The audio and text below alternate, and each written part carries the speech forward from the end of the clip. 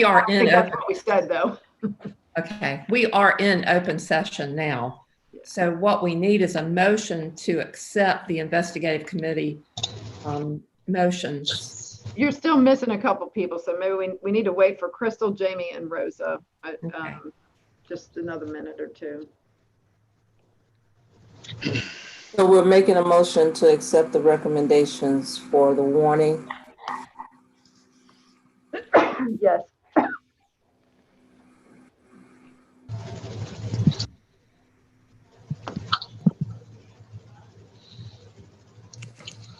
Okay, there's Jamie and Rosa. Where's Crystal?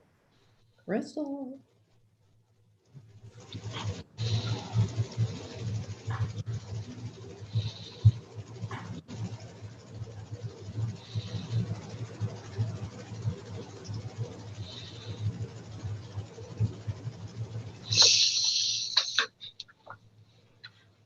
Okay, David Knoll, are we currently live streaming on YouTube?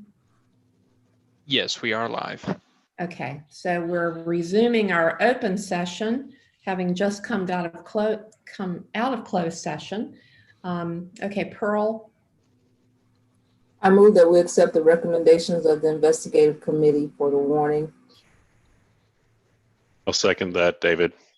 Okay, we have a motion by Pearl, seconded by David, to adopt the investigative committee's recommendations on warnings for two licensees who are license number A4696 Neeland and A861 Parker. Is there any question or discussion about this recommendation? Hearing none, are you ready for the vote? All those in favor, let it be known by saying aye. Aye. Aye. Aye. Anyone opposed, please say no. Anyone abstaining? The ayes have it. The motion carries unanimously. With the exception of the chair. I have to recuse myself from voting on that one. Okay, then we are ready to move forward with financial. Yeah. I need to finish the executive director report. Oh, that's right. Let's go back to Kathy to complete the ED's report. Okay.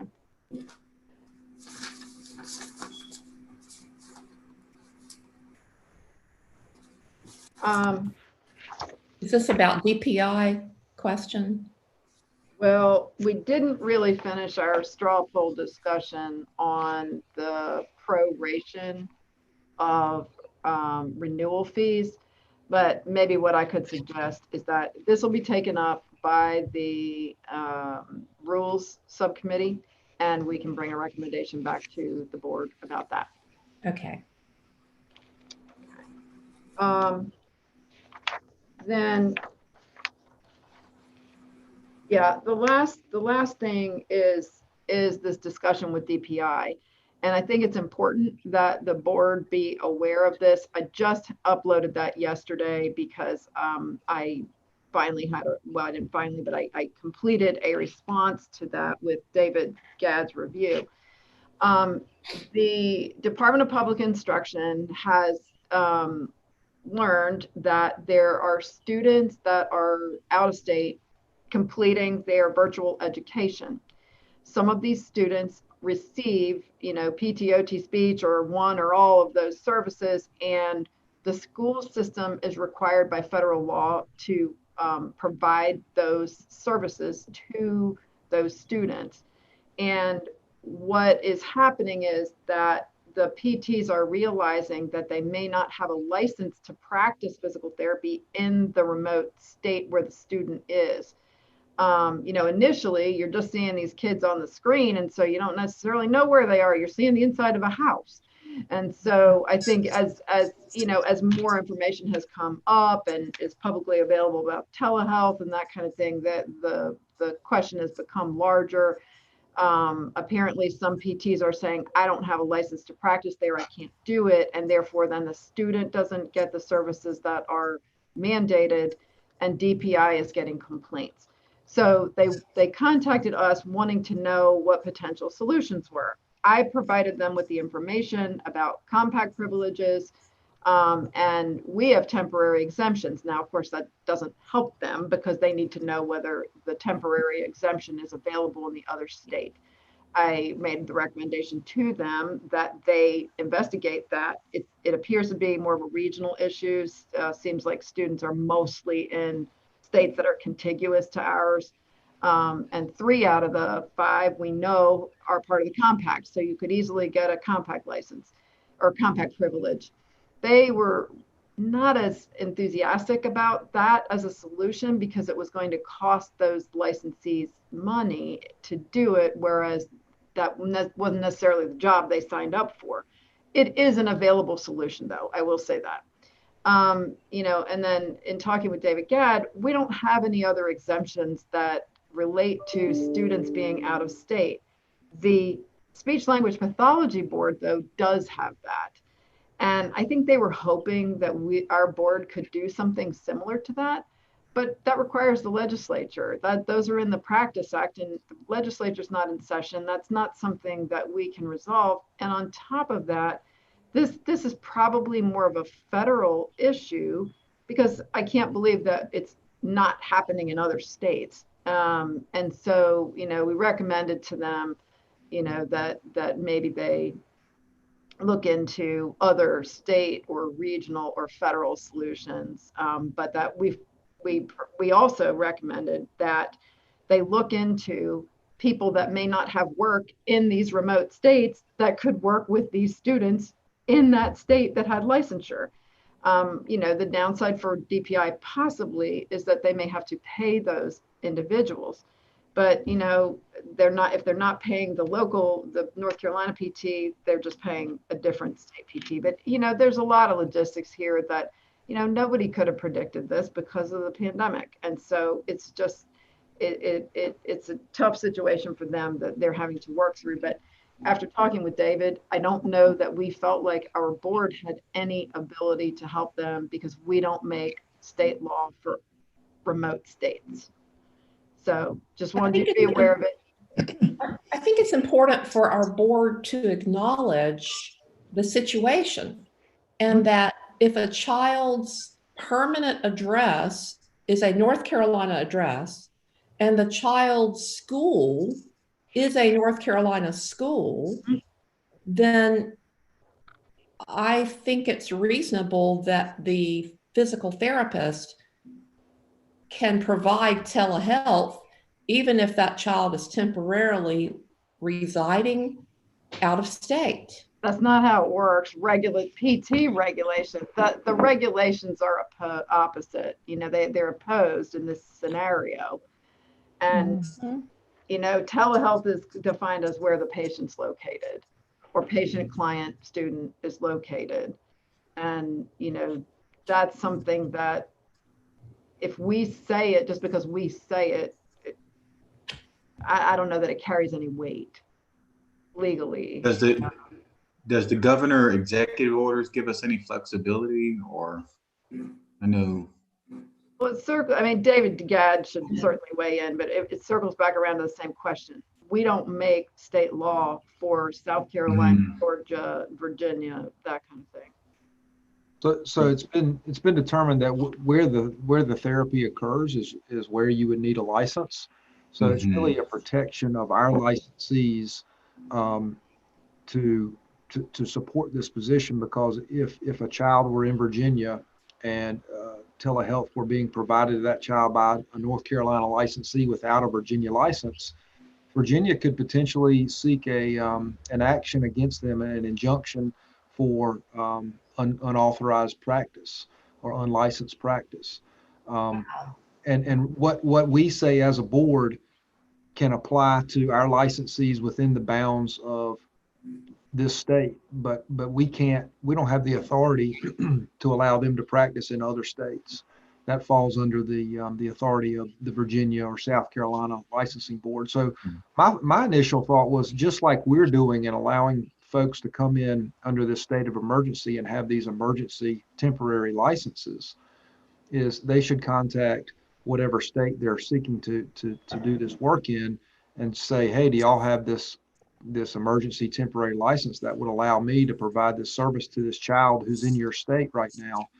And that would be, to me, the easiest way, assuming they have that, to get this done. Kathy. Hey, Kathy, this is David. This actually came up with me yesterday with a school in New York, and I told the therapist, who actually isn't one of our employees, but that they would need to check with that respective state, which was New York, to see if they had relaxed, our guidelines as North Carolina does. But if a student is not available for provision of a service mandated by DPI through an IEP, then DPI does have some leeway of getting relief from that if the student isn't available for the service to be provided. Mhm. Yeah, I've talked with a group of 4 in leadership positions at DPI who have some responsibilities for delivery of therapy services. And then I also talked with the DPI consultant. And I will say the North Carolina DPI consultant, who is a PT licensee and faculty at UNC, knows what she's doing. And for whatever reason, somehow they aren't, the leadership and the DPI consultant somehow, for DPI consultant for PT, aren't always on the same page. And I don't understand that, but I would say that she has provided accurate information as far as our board is concerned. So that's what I have to say about that. And I think we covered everything else in the executive director's report, so we can move on to the financials. Okay.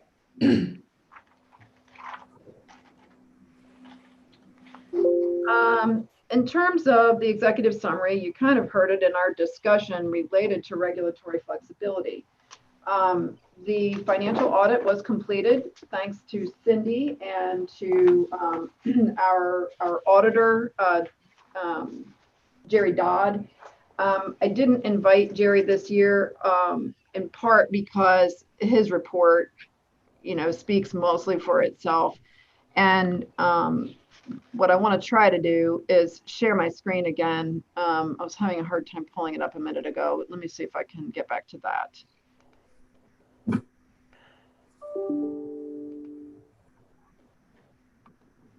If Stu were on the board meeting right now, he would be disappointed not to have Jerry speaking with us. Yes. True. I think we gave Jerry a workout earlier this year. There were some new regulations that were implemented that he had to meet, and so we kind of went all the way to the deadline with that. And so I decided I would give him a rest from having to figure out how to join us today. And I'm not sure he's too sad about that. Okay, so the financial audit.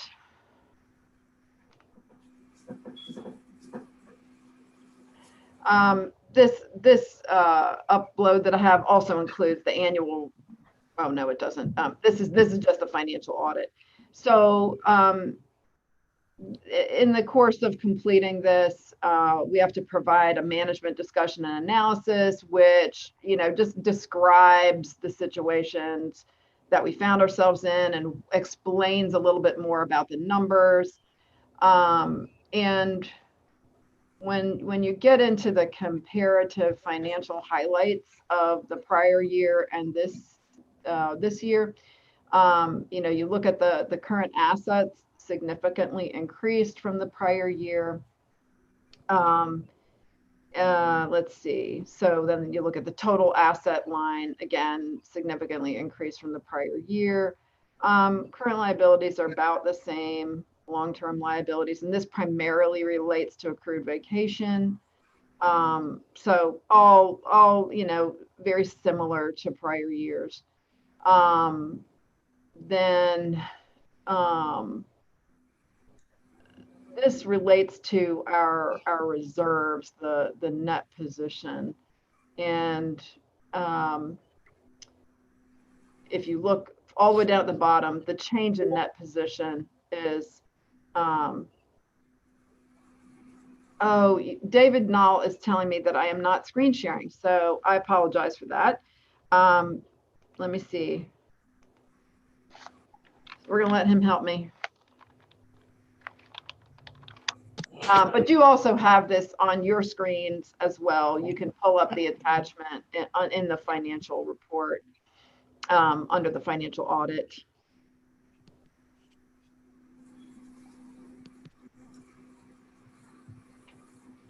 Oh, let's see now. My apologies, I didn't do the last step.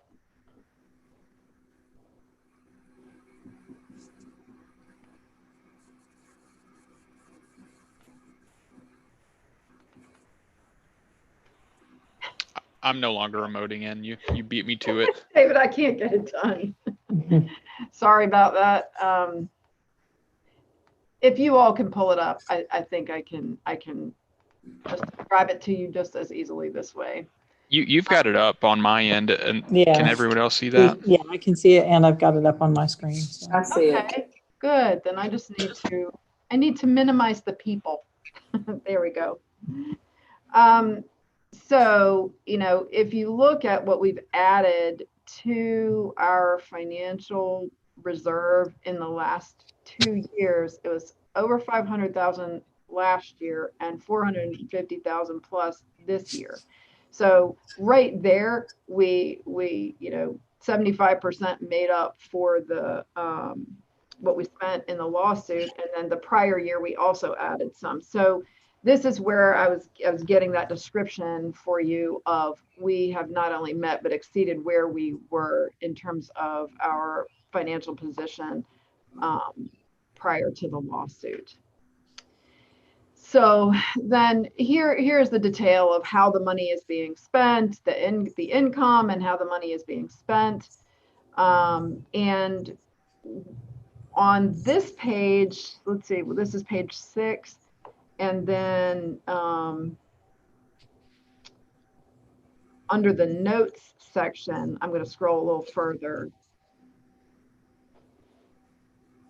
Each one of these notes then relates back to the specifics and some of the information about the specifics.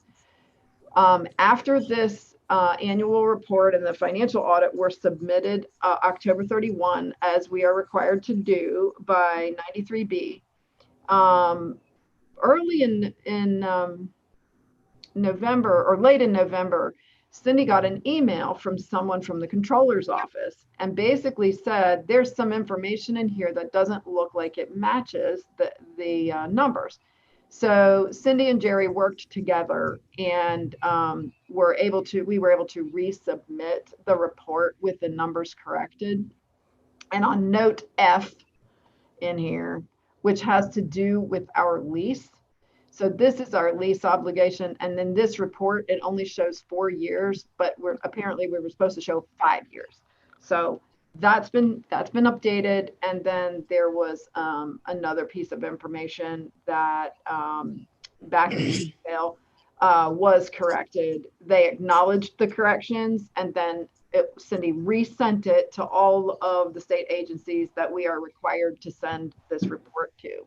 So just so you know, I think there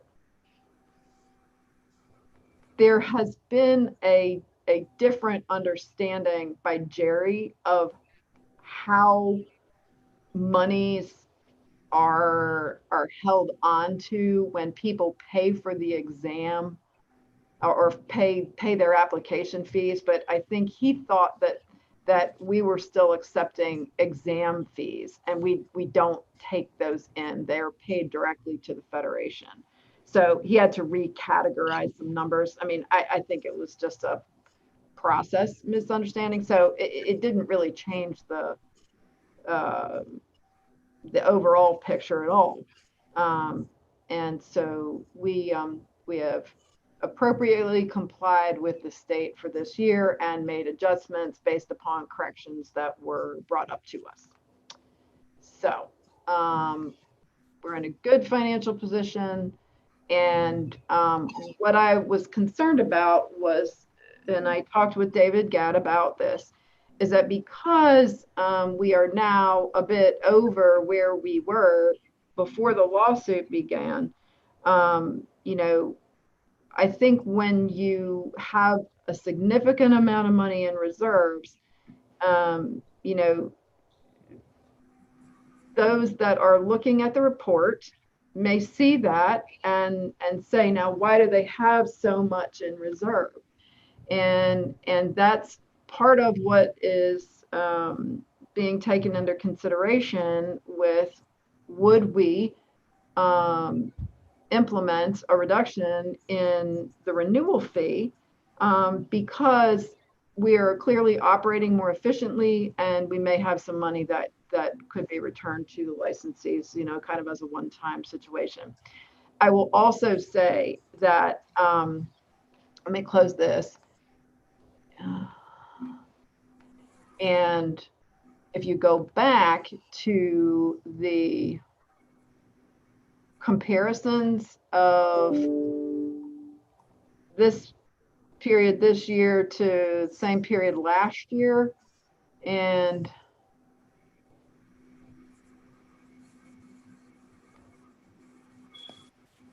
you look at the percentage change, now it looks like at this point in time we're not taking in as much money, and you know, this 76% is misleading there. I think this is always the time of year we're at our lowest point, because it's the beginning of renewals. We've spent our money and now we're replenishing that with renewals. So we're taking in about 30% less. This picture changes drastically in January. So you're getting a snapshot in time.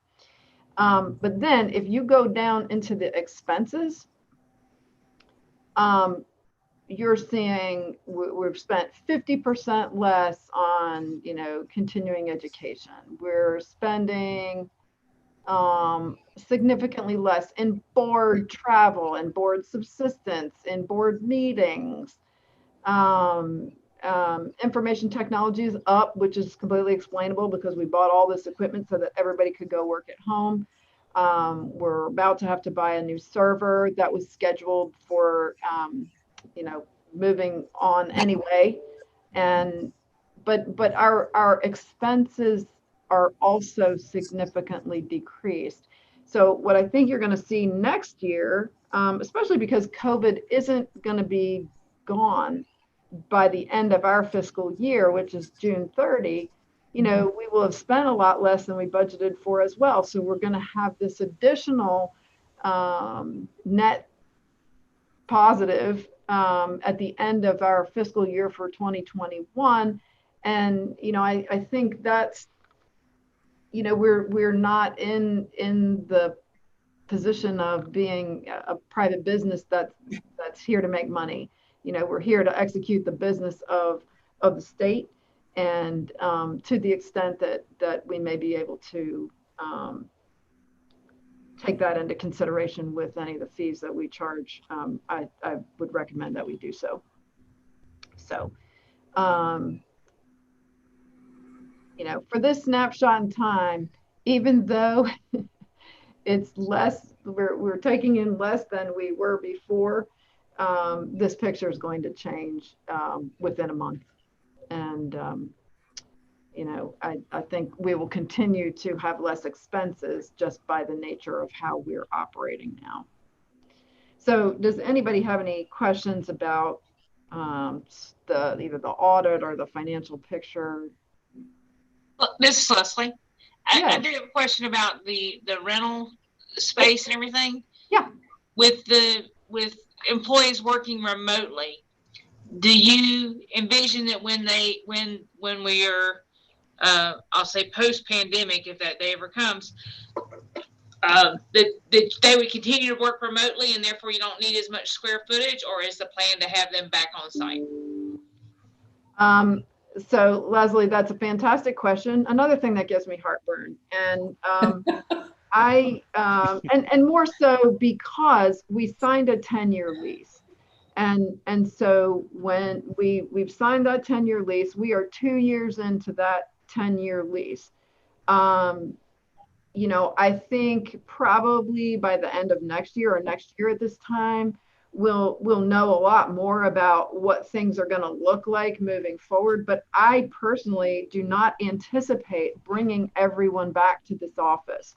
I think we've learned that people can work very effectively from home. Some people may prefer that.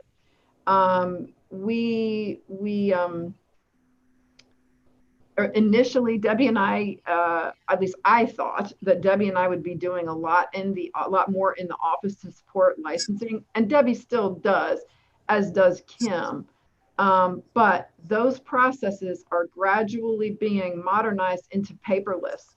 And so there's not all this mail handling. There's not all the reason to be in the office, so to speak. My concern, and because I don't know enough about real estate, and I've brought this up to David more than once, is that, you know, we may decide that we don't need all of this space. And can this lease be renegotiated? That's really the question. You know, are we ready to not have a physical presence at all? That's an outstanding question. I don't know the answer to any of that, but these are great questions to be asked going forward. So does that help? Okay.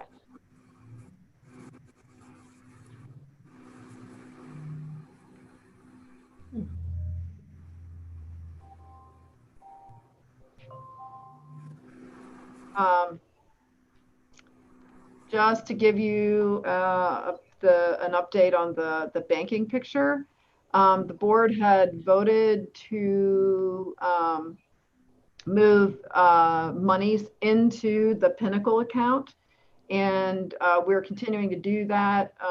Cindy's working on moving monies that can be moved, especially with these time-based investments like CDs and things when their maturity dates occur, and then moving them into the Pinnacle account. That will result in significantly less, you know, managing of accounts, paper, places to have to, you know, continuously monitor and look at. And so we have a couple things that are outstanding until 2022, but most of it should be able to occur in 2021. And that is actively being worked on. Oh, I did it again.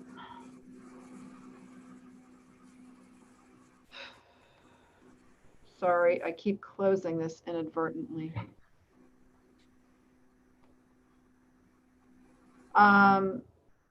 So now an update on the payroll audit.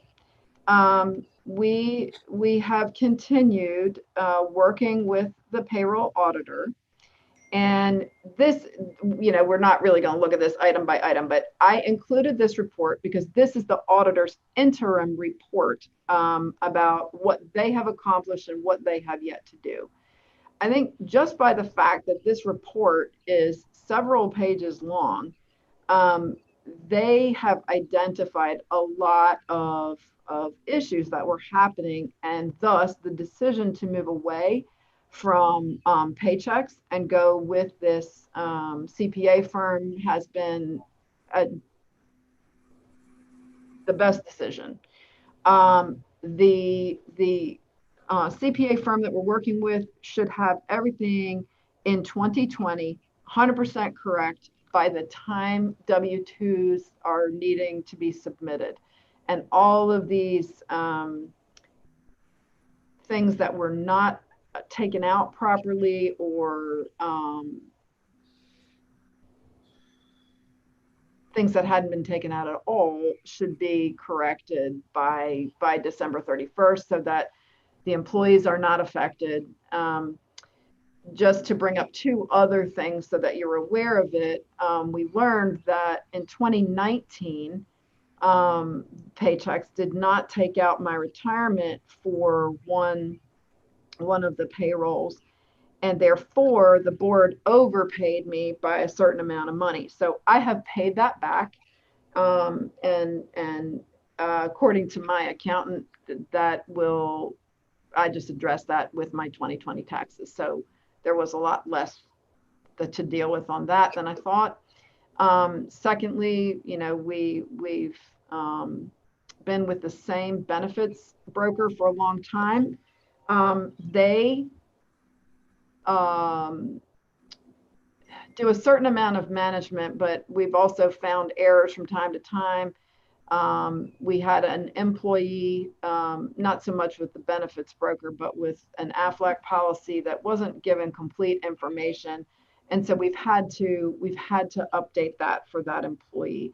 But, I've learned through all of this that this requires a lot of management. And this goes back to potential outsourcing of some of these functions. As executive director, I do have non-HR functions to perform regularly, and I'm finding that these HR functions are more significant than I realized, and we need somebody who has that expertise or the financial expertise to manage those things. But the payroll audit was worth it. So far, we've stayed under budget. We originally budgeted $5,000. The board approved an additional $5,000, and we're at $3,375, I believe. So hopefully they're going to come in at the original budget level, but it shows me that this needs to be done more frequently so that we don't end up, having with so many corrections over time. Mm-hmm. In 2019, Paychex also did not pay our payroll taxes in the fourth quarter. Cindy worked very hard with the Department of Commerce to get that corrected. And so now our payroll taxes have been paid for 2019, and we're corrected and up to date with that. So this new payroll vendor will also be able to make sure that our 2020 payroll taxes are paid correctly by the end of this year.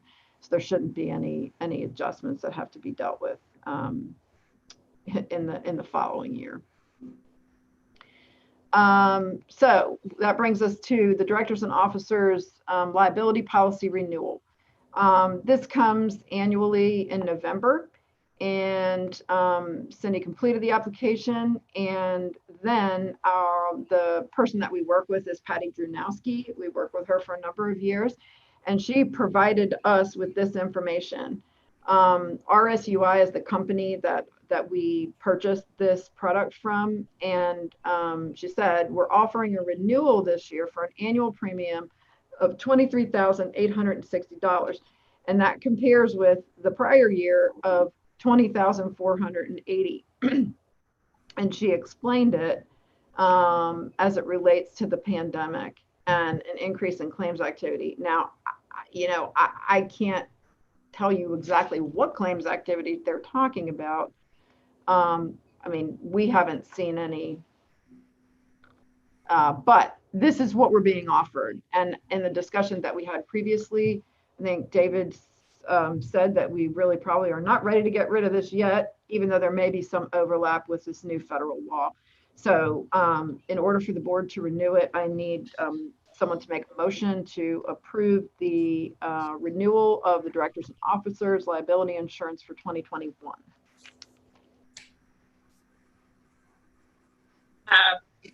Make that motion. I second. Motion is made and seconded by Leslie and Pearl to accept the renewal policy quote for the D&O renewal for 2021.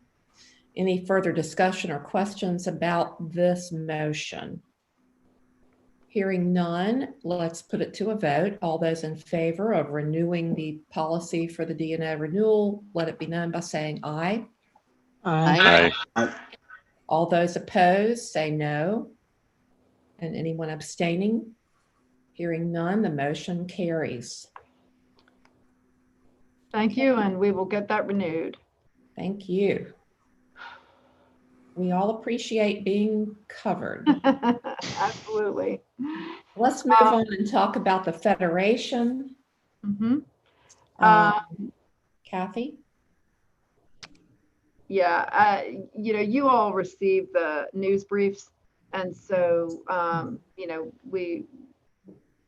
that information is out there. The webinar series continues, so if you're looking for regulatory information, continuing competence points, that webinar series, everybody should be receiving those notifications periodically as well. I think there's one coming up next week, and they've been very, very good so far, at least the ones that I've attended. And looks like that'll be continuing in 2021. And Crystal continues on the resolutions committee, correct? Yes, I will be the chair this year. Since it's my third year. Yeah. Congratulations. Congratulations. Very good. Then moving to APTA and APTA-NC, the information about the next conference, if you click on that link, that's available there. I am sure everything is still sort of in flux. It's going to depend on what happens with, vaccinations and, financial status of these organizations, what they will choose to do. APTA-NC got links to the newsletters, reminder about annual conference courses, and also if you have not submitted for reimbursement on your voucher, please go ahead and do that today. They are hoping to have an in-person conference October 8th and 9th in Winston next year, and so you can put those dates on your calendar. And then Kathy, this is Leslie. I yes. have a question. For the continuing competence, we've done the little report. I couldn't find that form on the SharePoint site. Is there a particular form that we need to do that on or anything? Just for consistency? Yeah, you know what? We're probably gonna have to send that to you because I don't think we've posted anything. I don't think we posted that there. And what Leslie's referring to is if you are taking any activities or doing travel that the board is paying for on your behalf, sometimes people are being sponsored to go by FSBPT, and FSBPT is paying the fees. But if the board's paying the fees, we just ask that you do a little written summary and any recommendations that you might have of what you learned in the activity, so that the board can consider as we go forward. So we'll send out that form. Thank you, Leslie. An update on board appointments. As you know, APTA-NC took over the nomination process and the submission of the results of the ballot to the governor's office. The boards and commissions office has notified Teresa Hale and David Edwards that they will be reappointed, and they've also sent the board that acknowledgement. So we do know that that will be forthcoming, and so they will continue on. That's right. Congratulations. Thank you. Thank you. Sir. They also made a statement that they had not made any decisions about the PTA appointment for this year. So that means that Pearl will continue on as a board member until such time that there is an appointment. And so we just continue right on with the board as current. Yay. So congratulations to both Teresa, David, and Pearl. Thank you. Mm-hmm. I'm sorry. Being extended beyond, or why did they make a recommendation about that? Jamie, your sound is. Yeah, I'm sorry. I couldn't quite get the last bit of what you said. If you wouldn't mind saying that again. I'm wondering why Pearl's is not the same as the other two. Is it because she's at the end of the term? Well, all Teresa, David, and Pearl are at the end of their terms. The way that the board appointments go is in sort of 3-year cycles. And this particular year, it was 2 PTs and 1 PTA that were up for reappointment. So the process goes with those 3. Next year, it's different. And I don't remember right off the top what the cycle is for next year. But the governor makes board appointments. And so they have chosen to officially reappoint David and Teresa. Pearl is eligible for reappointment. They just haven't made a choice one way or the other. Her term officially ends December 31st of 2020. However, because of the way that it's either the rules or our statute read, she continues along until at such time there is an appointment.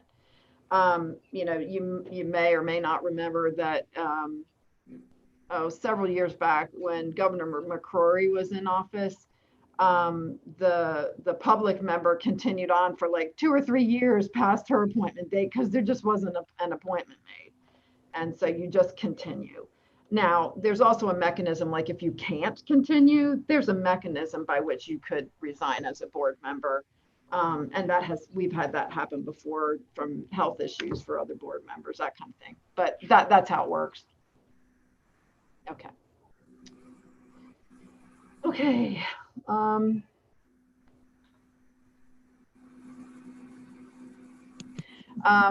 And in October, we submitted the 2020 report to APTA-NC. That's an annual report that we give at their business meeting.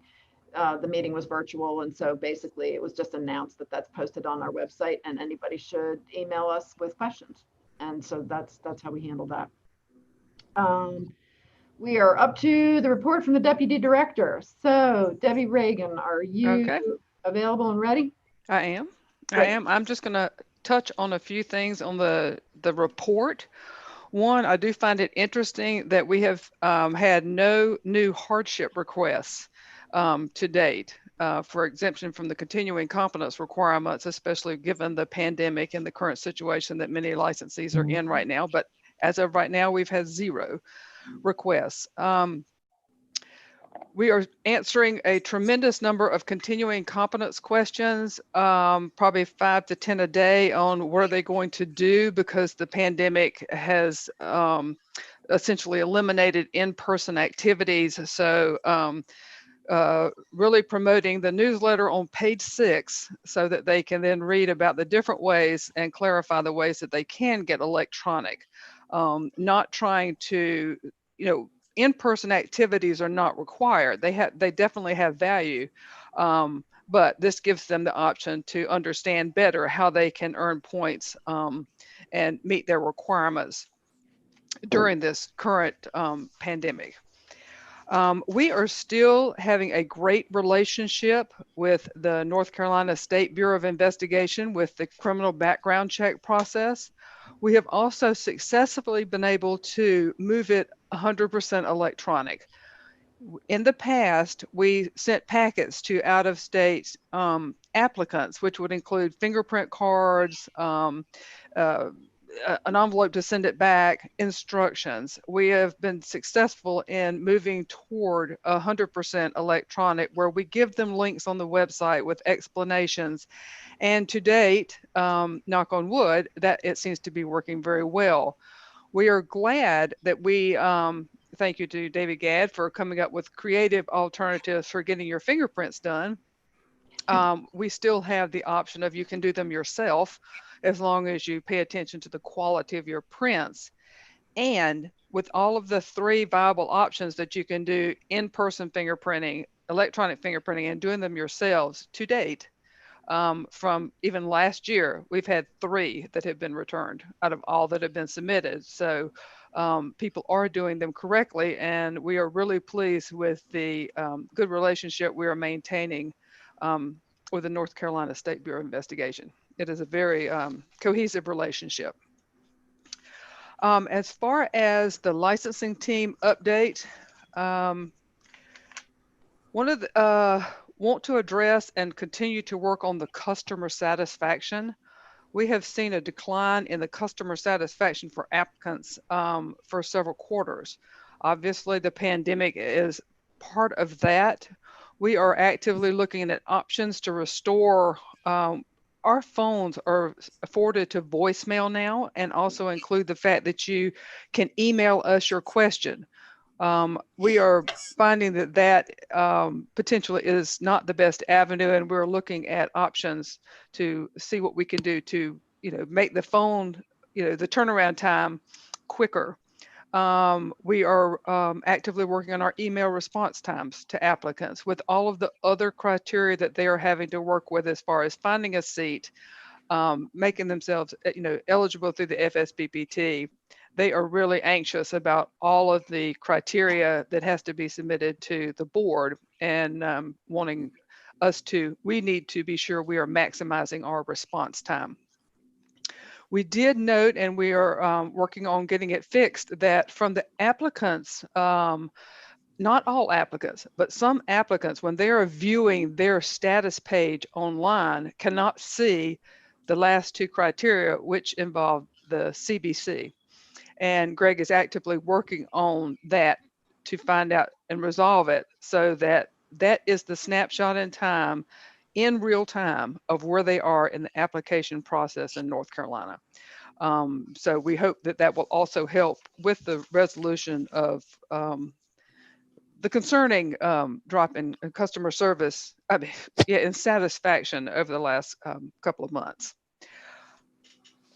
Licensing modernization, thank you everyone for your participation and work as the group successfully implemented SharePoint. They've been working through this now for about 5 months. I am really proud of the progress that they have made. One, they had to develop 2 systems. One was on the fly when we had to go with the stay-at-home orders with the executive order.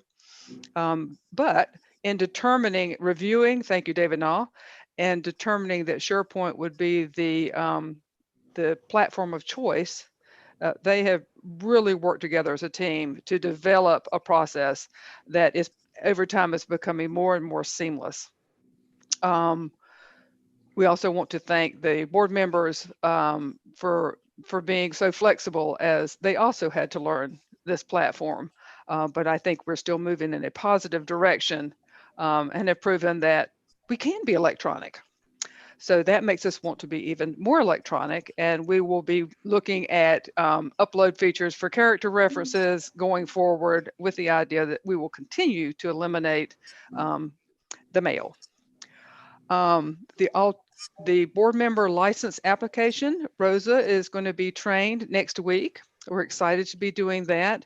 We felt it was important to get the alternate approval pathway implemented, so we didn't have to educate her on 2 different processes. So we will take care of that next week, including the SharePoint overview.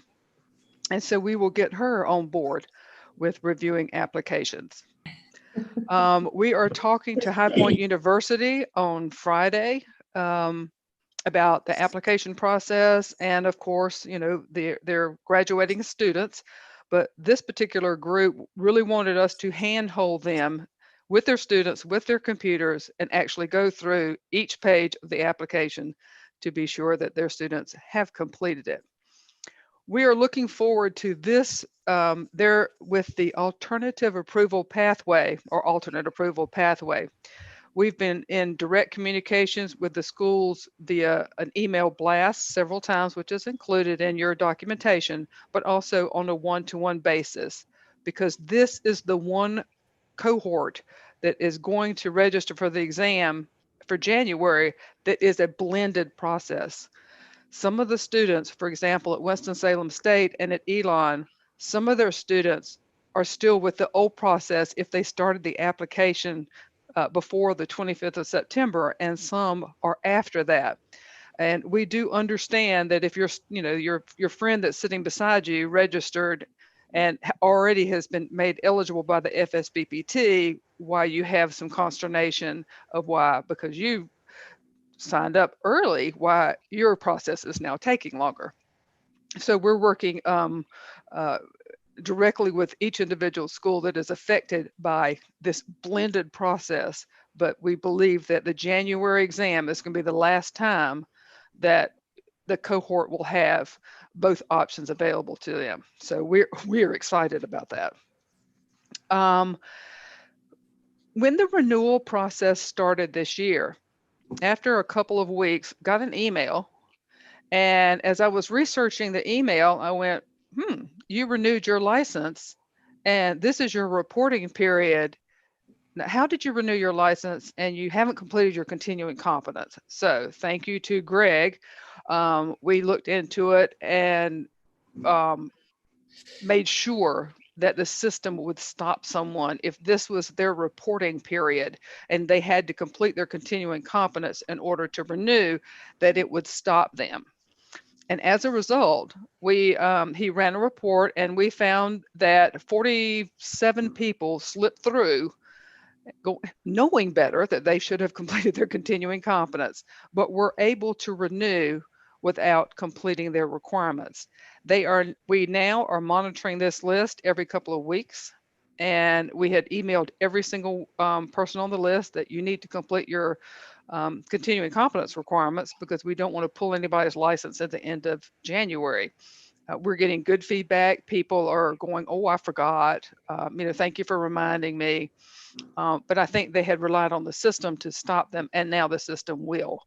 Beginning in January, we'll be notifying these people every week to be sure that they have completed their continuing competence so that they can retain their 2021 license. But we are on top of that and are feeling good of how it is progressing.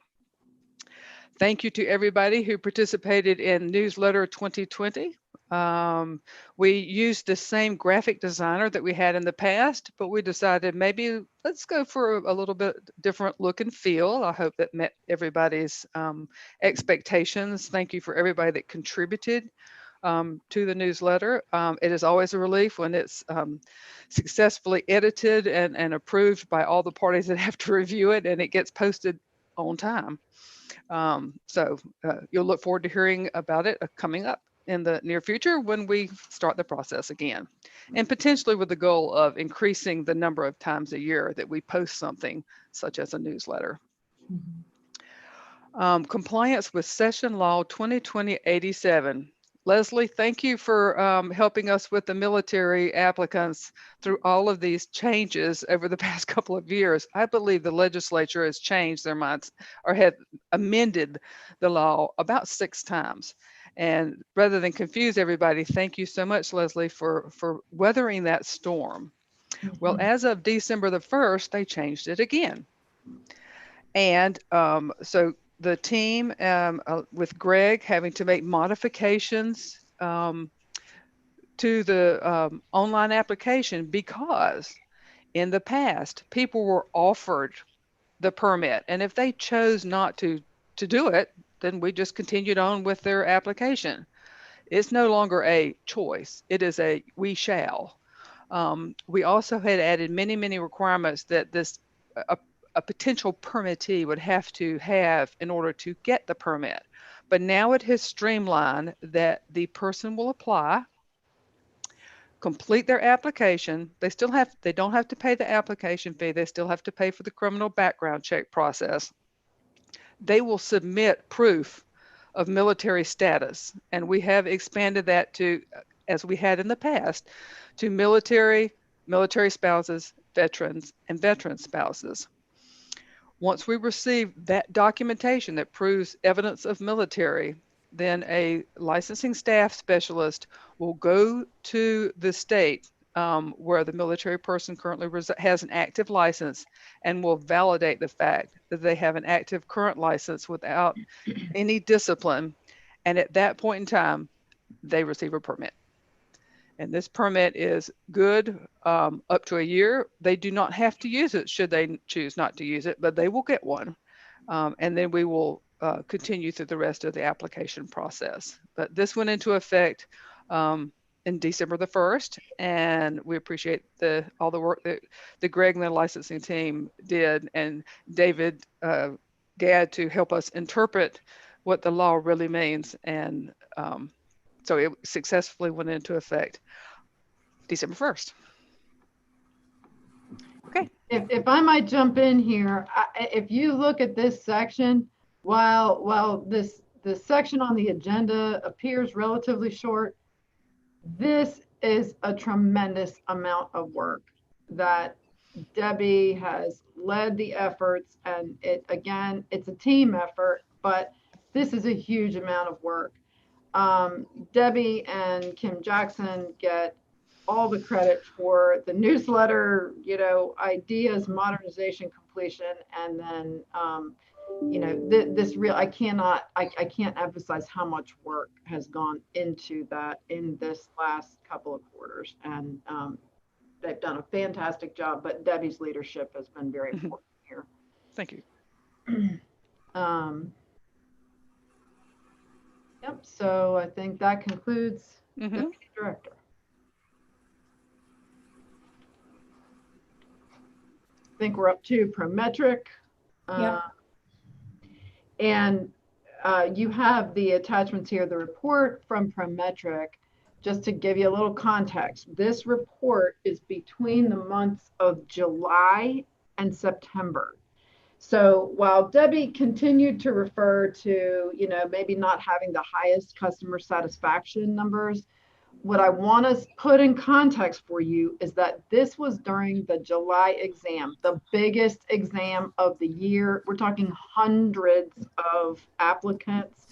COVID has been just really difficult for everybody, FSBPT, the schools, the boards. And so, while customer satisfaction is important, I think here it's really hard to tease out how much of it is, I don't think any of it has to do with our responsiveness level.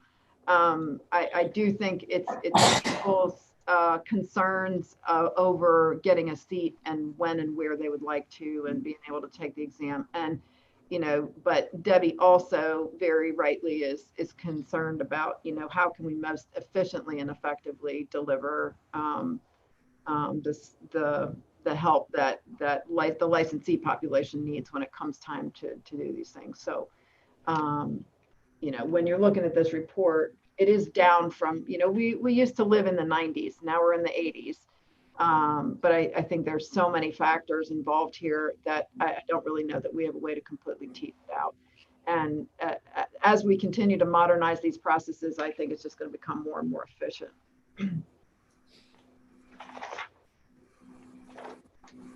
So board rules, back to Ms. Reagan.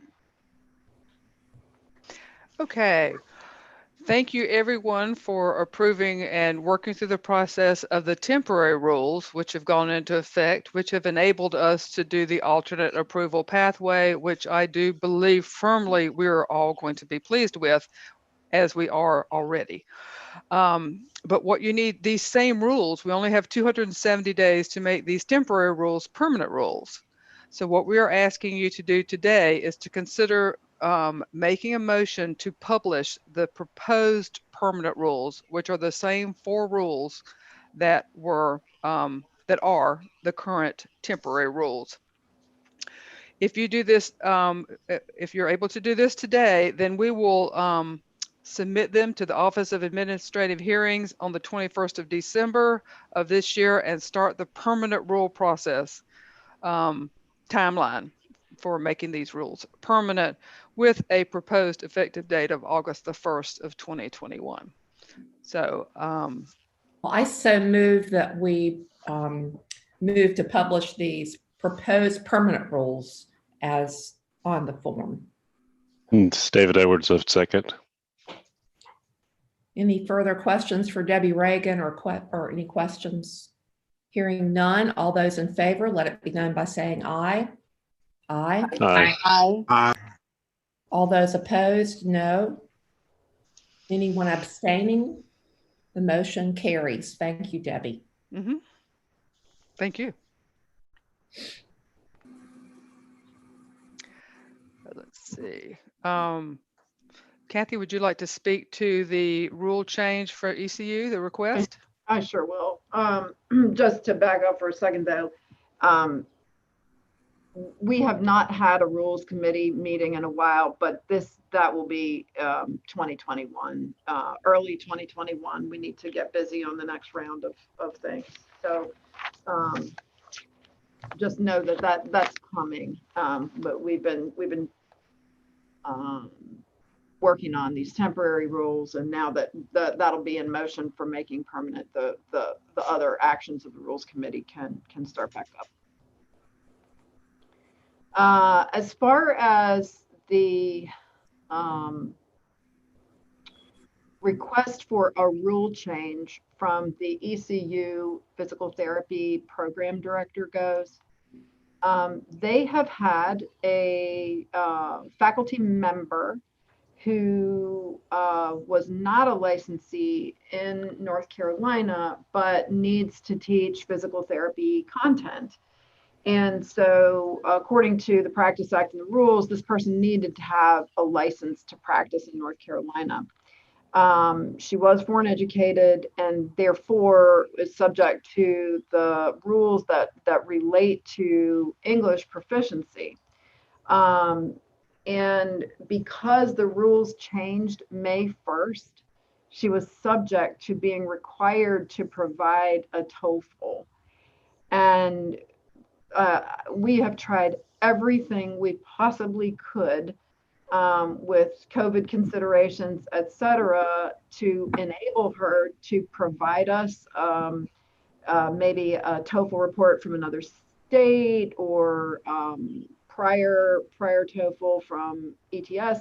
Well, where she is also licensed, they didn't require it, and she didn't have one. So it kind of came down to the fact that the rule changed, and this is what the rule says you have to do. We didn't really have any wiggle room. And so she took the TOEFL and missed it by 1 point.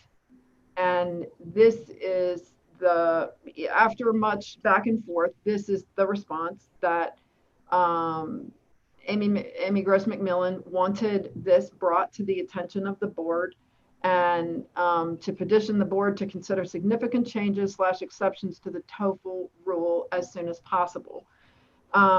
As you know, the rules process takes 18 months to 2 years. And so we absolutely will consider this, but there is nothing that we can do in the immediate in terms of a rule for this individual. And David Gadd can certainly jump in here, but we have talked to David, multiple times about this specific situation, as well as globally about this rule for TOEFL for the endorsements. And he's really helped us clarify our own thinking once again, that the reason why we wanted this rule in place is that it is a competence issue. It is English proficiency competence to obtain a license in North Carolina. And we set a standard, and if we don't stick to our standard, then having the required proficiency competence requirement doesn't make sense. And we feel like it is important to be able to communicate in all sorts of ways in English. We may need to alter the standard, but this is what we have right now, and we just aren't able to waive it as a board or as a staff or as an attorney. I also think it's unfair to ask you, Kathy, or anybody on the staff to try to make a subjective call on somebody's English proficiency when, like you said, it is a competency issue. And to have to decide that arbitrarily when you have a failing score on the TOEFL is really unfair to you, in addition to the fact that it's against what we've decided the rule is. And I would agree with that. I was the one that brought this to the board to begin with, because I felt like I was maybe not as consistent as I could be, because it was way too subjective. And I don't know these individuals. And so I think the bottom line is that she has to have a TOEFL that meets the requirement by December 31st, or she will not be able to get her contract at ECU. and that's where, you know, the heartburn comes in. So I have added this to the agenda based upon her request, and I can let her know that we will be addressing this in the next round of permanent rule amendments. And Kathy, will you remind me about what the FSBT is on TOEFL? Well, so what we did was, well, FSBT has determined that they're going to collect data for exam takers on whether you've taken a TOEFL or not. And this all got started many years ago, and I'm thinking like 2012-ish, when they determined that individuals who were not meeting a certain score on the TOEFL, which I don't recall exactly what that was, were having more difficulty passing the exam. So in 2016, they, as the board of directors, voted that you had to have certain individual scores as well as a total score on the TOEFL in order to take the exam. Now, these are endorsement candidates. This particular applicant is an endorsement candidate. She has got a PhD, not in physical therapy, but you know, in English and or not, I'm sorry, her degree is not in English, but it was taught in English, her PhD curriculum. But yet she wasn't able to meet the 2016 scores for exam takers that the Federation required. And we approved for endorsement candidates, they needed to provide a TOEFL because it's a measure, an objective measure of English proficiency. I had contacted FCCPT and asked them why, when we were previously on the coursework tool, it kind of indicated that you could approve English based on the humanities, the kinds of humanities that they were taking. And they told me that that is not a measure of English proficiency. So that was the other reason why we moved away from approving that. Her entry-level degree, you know, we weren't evaluating her entry-level degree for English because she's an endorsement candidate. So I you know, it's just a difficult situation. We changed the rule without alternatives. I don't know if that answers your question, Leslie, but yeah. So she has to have a PT license to be on the faculty. Don't they have some faculty who don't have PT license? If you're going to teach physical therapy content, like if you're an anatomist and you're doing basic, you know, or dissection anatomy, you don't have to have the PT license. But if you're teaching clinical content, you have to have a license in North Carolina. Well, and to be clear, the email from Amy said that she's teaching non-clinical courses. She also said she's teaching clinical with supervision. And right there, I think we need to meet the requirements that we've set forward. Yeah, I agree. So as of right now, she's missing that one point. When can she take the TOEFL over again? Is it be after December 31st? December 15th. She's scheduled to take it. The problem is she can't get the results. Oh. So what you know, prior to me knowing any of that about her contract, I had recommended that maybe ECU would want to extend the time frame in which this person could meet the requirements. And they said, well, we've already done that once.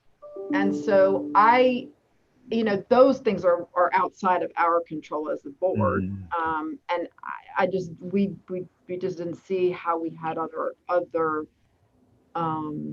options.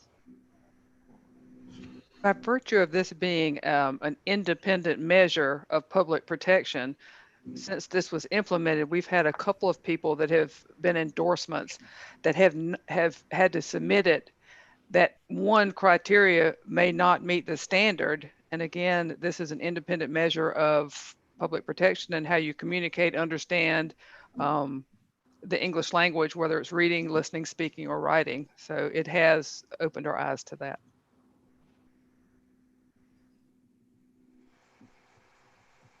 Okay. Okay, we've got a few more minutes. Let's go ahead to correspondence. And I think if we could take a break, actually, let's just break now and tell me about the Zoom, what happens next Zoom-wise. Okay, so we are going on to Zoom 3, I believe. So you're going to sign out of Zoom 2. We're just going to leave this meeting and then we're going to restart Zoom 3. So if you go back to the very front of the agenda, where under the very first thing at 8 o'clock, the attachment there is a Word document, as Leslie pointed out earlier. Come on. There you go. And so the links are active in that document. So if you'll just go there and then click on the link and then use the meeting ID and passcode if it asks you for it at 12 o'clock, then we will join Mr. Mecca Roberts and recognize his service to the board. Okay, so leaving this meeting now. Okay, adjourned.